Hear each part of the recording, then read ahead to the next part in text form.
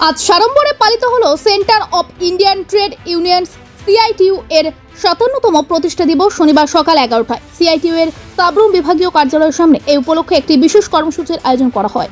অনুষ্ঠানের শুরুতে সংগঠনের দলীয় পতাকা উত্তোলন করেন প্রবীণ নেতা রত্নেশ্বর শীল শর্মা।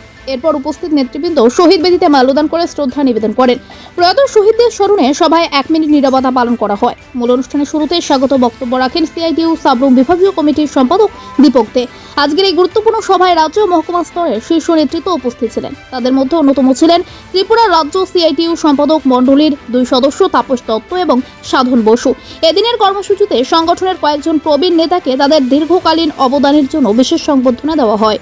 অনুষ্ঠান শেষে সিআইটিইউ রাজ্য সম্পাদক মণ্ডলীর সদস্য তাপস দত্ত উপস্থিত সংবাদ মাধ্যমের প্রতিনিধিদের মুখোমুখি হয়ে এই দিবসের তাৎপর্য ও সংগঠনের আগামী দিনের লক্ষ্য নিয়ে বিস্তারিত বক্তব্য রাখেন।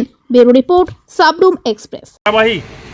আজকে 2026 এই সময় পর্ব পর্যন্ত এই লড়াই অব্যাহত রয়েছে।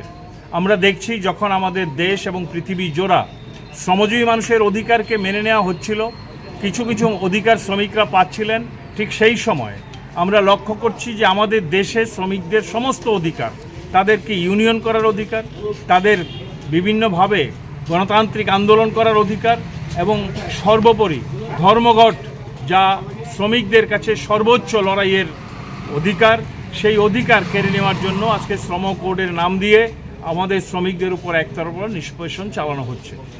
অপরদিকে আমরা লক্ষ্য করছি পুঁজির পাহাড় বাড়ছে, মুনাফা বাড়ছে, অথচ শ্রমিকদের মজুরি প্রতিদিন কমছে। এরকম একটি পরিস্থিতির মধ্যে দাঁড়িয়ে আমাদের দেশে আমরা লক্ষ্য করছি যেখানে 2014 সালে আমাদের দেশের যে জাতীয় সম্পদ তার 6% মালিক ছিল একেবারে উপরের তলার 1% পুঁজিপতিরা।